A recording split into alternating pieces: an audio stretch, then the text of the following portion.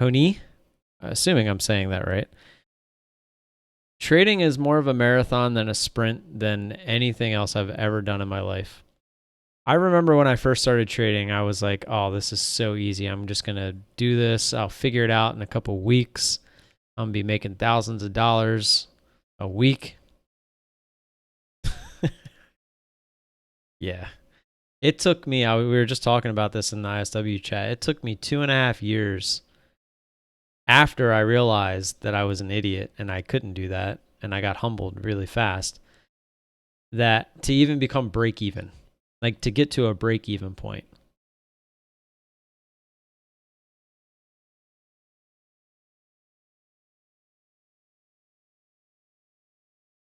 So, I mean, here, let me show you guys something. I don't know. A couple of you guys are newer. I don't know if I've showed this in a while. Go. Now I got to check TISI. It's a little grindy. If I hear it on the scanner, I'll pull it back up. Maybe I'll keep that chart up. Get it up here. So I want to show you guys my whole trading career. Oh, this is just March. Let's get rid of the date here.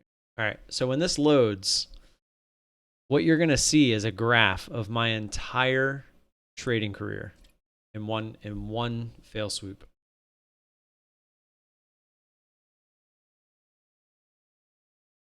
That's what my trading career looks like. Up and down, up and down, up and down, up and down. And then this is when I tried like everything in the book. I was trying to figure out a strat that worked, and I was changing it. Of course, it popped up on the scanner, but I can still see it's not really. 220, I'd be interested. But I was trying to take. So basically, what happened is this was that first day, the huge down day, my very first day. Battled back. This was all luck. The fact that I got all the way up here was complete luck. I didn't have a clue what I was doing. It was just beginner's luck after getting smacked at the beginning. And then I ran into Kevin Avery at one point, and I found his channel, which then introduced me to ISW. So I started watching them for a few weeks, and so I decided to take a trade without really understanding how the strategy worked. And that was how I ran into OCX. I was actually trying ISW out for a free trial, and OCX popped up on the scanner. I was like, oh, that's a pretty high number. Let me just basically just jump into it, without any other parameters. I was basically like, well, if the scanner says it's good, it must be good. So jumped in, didn't know how to take a loss. Now, granted, OCX is a whole different story. I have one day, ask me about OCX. I'm not going to get into it now because I don't want to get off topic, but there's a whole story about just that OCX trade, about why you should have stop losses or why you should have max losses. Trust me, ask me another day. But anyways, that loss happens. And then, so this is when I'm like, all right, well, let me actually learn the strategy. So I'm basically trying to just break even as I learn how to trade. And then something finally clicks. Like a little light bulb goes off. Like, okay, so you wait for better entries, take profits a little quicker instead of looking for home runs. Basically, kind of guarantees, what's happening is happening. Because if you look here, just this little stint that I made looks very similar to what we're doing over here, right? But then I ran into MTSI. And if you notice, this was in May. This was a huge loss. This is that one that took 50% of my account. So I had like $2,000 around this point, even though it obviously doesn't say that. This, I'm talking after fees, commissions, etc. It knocked me down below 900. So if you look, it's going to go from 5 to 7 at some point here, right there. So I took that whole month of June to paper trade, which is why the stats are not in here, because I didn't have the capital in my account to trade the way that I was here. And I realized that if I wanted to try to trade like this, I needed more capital. So I took a whole month off. I paper traded while I saved up the money. to add back. And then I did. And then this is what happened, right? We started trading the same exact way. And I was like, I just got to, because, so what I learned from this MTSI trade is that it was a grinder. That's when I kind of started learning about what grinders are, that we don't want to get into grinders. And if we do, we have to learn how to cut our losses on a grinder, not just let it continue against you for a huge loss. So as you can see, it was working. Went through a little bit of a rough patch, started to go up. And of course, I want to say it was like 2 days. I was like, you know what? We're going to start scaling into the new year so that come the new year, we can take off, right? I'm starting to see we're all the way back green.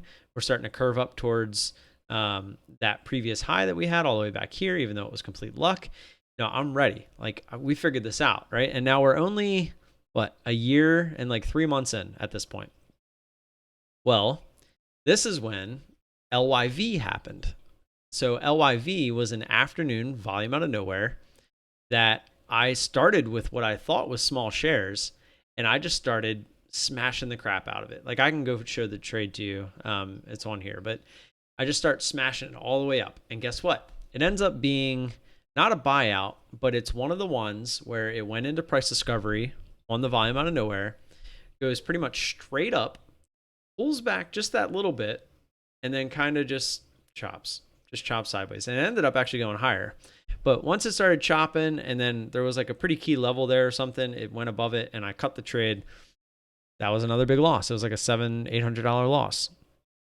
So now I'm like, all right, I can't keep doing this, right? I'm making gains, and then one trade is literally wiping them out. Making gains, one trade. Now, granted, this one didn't wipe out everything that we had gained like this one did, but it was still a big loss that wasn't needed, right?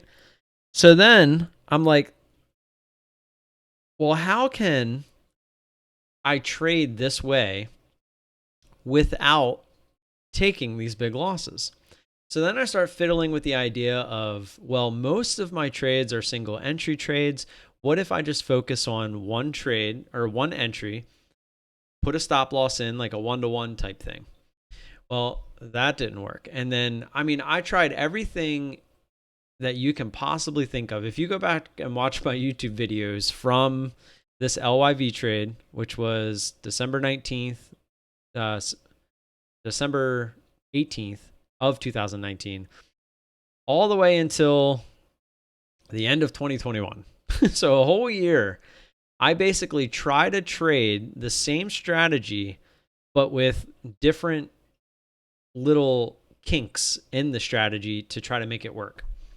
And eventually, after trying everything and just realizing that every time I would try something, you can see it, like, kind of worked, then didn't work, I would change something. Kind of worked, didn't work, I would change something. Kind of worked, didn't work, I would change something. And I just kept doing that. And then, like, you can see it in here too, like, kind of work, change something, kind of work, change something, kind of work, change something, kind of work, change something. And it was just like every time it didn't work, I was changing something. And so now we're coming up to the end of 2021.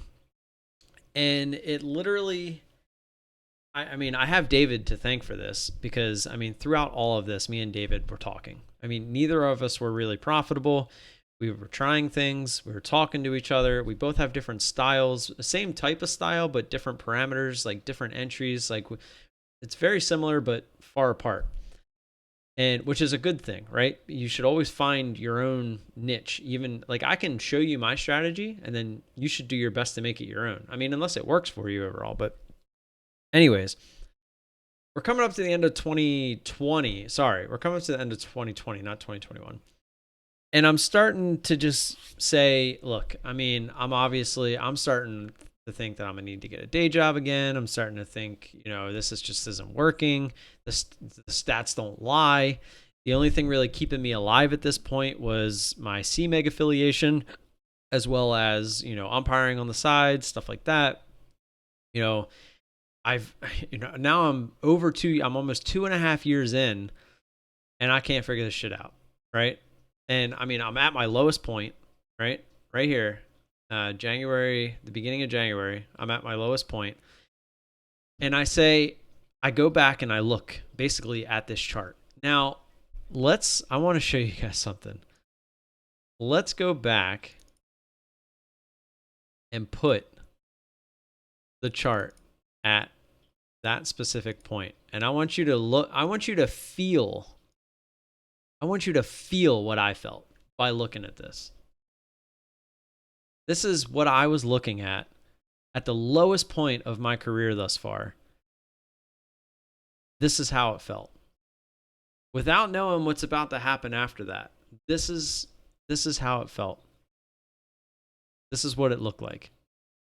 2.5 years, and this is what I had to show for it.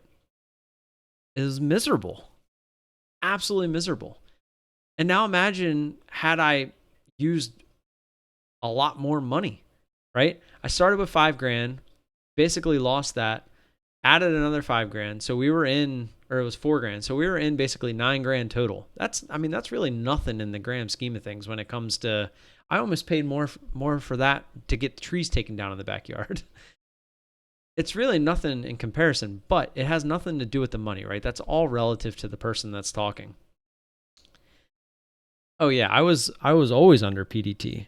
I was never over PDT ever. I was trading on CMEG, which was the offshore broker, so that you can get around PDT. Sorry, I got a piece of skin on my, there we go, I got it. It sucked. This part of my journey sucked. So what I did, it did make it even harder. It was really hard. I looked back and I said, where is there highlights? Where is there any kind of highlights in this chart, right? And it was those two spots where I was consistently going up. But then what made me stop trading like that? It was literally two trades. MTSI, and this is why I never forget their names, because I just, at this point, like I remember these were the reasons that it just shook me. It shook me to the point where I was changing shit that didn't need to be changed. But we'll get to that. Nice run here, one trade. Nice run here, one trade, right? And that changed my whole mindset. Just one trade. One trade. You guys hear me say it all the time now. When I take a loser, it's just one trade. Who gives a fuck? It's just one trade. It happens. You aren't going to win 100% of the time. And sometimes you're going to lose bigger than others. But as long as it's within your strategy, inside your parameters, who gives a fuck? It's one trade. Man, I wish I knew that back here. Would have saved me a whole year. A whole year of pain. I'm not saying I would have been, successful right then and there, but I sure the hell wouldn't have tried all this. But by trying all this, it made me realize what not to do, right? It made me realize that this doesn't work. It made me try all these things that don't work. So now I know to never even think about those things because I know they don't work. What it kept taking me back to is what did work. What did work? Right? These two stretches. So how do we get these stretches without this? Well, it was a lot effing easier than I thought it would be. EXN. Basically, just put in a max loss. It was that simple. Just throw a max loss in there. That was all it took. It was literally all it took. So at the beginning of 2021, I said, you know what? Screw this. I'm going back to trading the way that I was with all my new knowledge. And I'm going to attempt to just trade the way that I was back here. But I'm just going to put a max loss on. And if I hit that max loss, so be it. So I started trading small, just small size. I was trying to make $30 a day. That's it. I was just trying to make $30 a day. And I just kept doing it until I proved that I could. And then I went to $40. And then I went to $50. And then I think I went from 50 to 75. And now I'm at trying to make $100 a day. So as you can see, it took a while for that to happen. But at this point, it's March. I just now got back to break even overall. I am still not convinced mentally that I'm a profitable trader. Like I've been there before. I've made these moves before. I've went up like this and then I lost it all. What's up, guys? But then I had to try to remind myself that I have a max loss in the account. And then guess what happens? I have a max loss right here. And it takes me back to red. But then that's where the awesomeness comes in. Because let's see, this was right before April. I'll never forget, it was March. The reason I'll remember it was March 31st is because that's when CMEG called me and told me that they were stopping the affiliation thing. And so I got on and got real pissy and traded. But look at the difference now. Is that all my gains? No. I barely even got back down to this like previous high if you want to look at it like from a chart form. This was a max loss. And look at what it did. Almost nothing. That was a huge mental turning point for me. A huge mental turning point. Because I saw that I could hit a max loss and it's not going to completely change my trading. Like it's not that big of a deal. It's just one trade, as I've just said before. It's just one fucking trade. Who cares? And from that point on, I mean, I don't know if this one was a max loss. I don't know if this one was some of these like the dips that you see. Some of these are max losses. I just don't remember which ones are. But that's what they are. But look at what they are at that point. They're just speed bumps. They're just little humps in the road. No more account draining, all profits given back type trades. And I'm not trading any different. I mean, granted, I have a lot more experience now. I know more of what to look for. You know, things are, you know, just the screen time, right? That has also kind of kicked in. But the practicality of the strategy from back here in 2019, March of 2019, is no different than what I'm doing now. Literally, go watch the videos on YouTube. I'm trading almost the exact same way. The only thing is I've refined it. I'm starting to perfect it, right? Just through time, trial, error, practice, just all of it. Execution, that's all it is. And that's my story. But it didn't come without all of this. And a lot of people don't see this. Like new people that tune in and see me being successful, they think I just started somewhere like up in here and I'm just going straight up. No. I want people to come in here like Looney or whoever it was, Honey. I don't remember who it was. Somebody asked me how long I had been trading earlier today. I want people to come in and ask me those questions because I want to tell this story. I want you guys to know the harsh reality of learning how to trade. And I also want you to know that it's very easy to think that you know what you're doing when you first start. Has anyone heard of the Dunning-Kruger effect? It's something everyone should know. Let me see if I can get this bigger. When you first start something, you actually don't know as much as you think you know, but your confidence is very high, right? This was me. Two weeks of paper trading.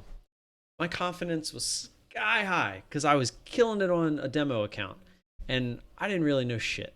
I didn't know anything. I thought I knew everything. And that's why they call it the peak of stupid, right? Quickly. Mine happened to be the very first day I went live. You get reminded very quickly that you don't know anything, which then puts you down here in the valley of despair and your confidence goes low. Fuck, maybe I don't know anything. Maybe this is really hard. But you can get through, keep pushing, screen time, knowledge, continuing to push, risk management, find an edge. You have to find an edge. If you don't have an edge, you will never be profitable. If you find an edge, then you need to consistently use that edge. Okay? You need to consistently use that edge to make money. If your strategy is not making money, then you're just not going to make money. It's just that simple. You can't show up to a baseball game without a bat and expect to get base hits. It's just not going to happen. You can't show up to a soccer game without shin guards, and then when you get hit in the shins, expect it not to hurt. Like, I'm sure there's a million analogies you can use for that. You have to have something that works, and you need to know it works, and you need to be able to use it consistently. And with risk management and that consistency, you will start to build that confidence. Through competence, you will build confidence, and you will start to see that slope of enlightenment, right? Which is where I am right now. This is where I am right now.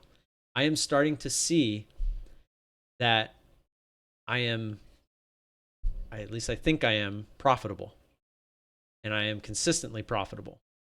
And I know that at any given moment, I can only lose what I set to my account to be lost.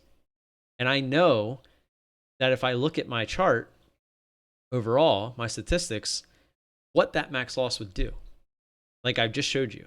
And it's not going to be anything of importance. It's just one fucking trade. But I've been getting nowhere near it. So as I've been actually scaling up, I've been leaving my max loss. Until I get anywhere near my max loss, I'm just going to leave it there, right? So I'm making more per trade, but leaving my max loss where it's at. So I'm trying to scoot that number as close as possible. And then if it starts to get a little too close, like if I hit it too easy one time and I was like, wow, I should have had more room, then maybe we can move it. But I mean, that's pretty much the everything in a nutshell. I should probably like make that into a YouTube video at some point. That was a pretty good rant. This is called the Dunning-Kruger effect. One trade sets you back only if you allow it to blow you up. Yeah. Oh, yeah. And that's what I did twice. It is very true. I have to remember to try to make that into a YouTube video. That was actually a pretty good little rant. Well, hopefully you guys enjoyed that. As I think I might actually call it a day after that. Set this back up. And the reason you'll always see me, it was January 6th, the day that I woke up and I was like, fuck it. You know, that it was when I said, I'm just going to do this. I'm just going to add a max loss. So that's why when you see me set this, that's why I always put it the January 6th. And then this is, since I just like to keep track from here because this is basically where I feel like I started trading the way that I trade now. Like I still trade the same way that I did on January 6th now. Like there's nothing's changed. But you can see when I take those losses now, I mean, look, they're like nothing. You can kind of see it over on the other screen too. Like when we scoot over to here. I mean, those losses, they're in there. That's the same chart. It's just a little bit skinnier, so it looks like it's going up a little quicker.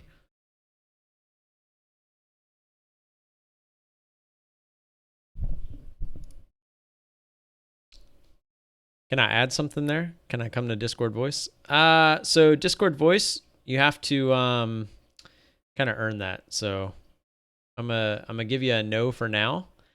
But if you come into the Discord and start participating in the chit chat room, like posting charts, hanging around for a little while, proof that you're actually trading, it's kind of how you got to earn your voice in there. The importance of paper trading, yeah. I do agree paper trading is a huge thing. I don't think it's necessary. I do think once you can get off of paper trading, the better. You should just start small with real money because it adds that needed emotion. Like when you're paper trading, you don't have any emotion behind your trades. So I agree with you that you should, until you should definitely practice any new strats on paper. You shouldn't just willingly go in and test a strat with real money. It doesn't make any sense. Like if you wanted to try a new skill playing soccer, would you try it in a real game or would you try it in practice? Right? I mean, if you wanted to try, like if you play tennis, would you want to try a new serve in the middle of a match or would you try it in practice? I mean, you can use that analogy for almost any sport, but I mean, it just makes sense. But once you feel like you've mastered it, like if you were practicing in tennis, your serve, if you mastered it in practice, Go try it for real. Same thing.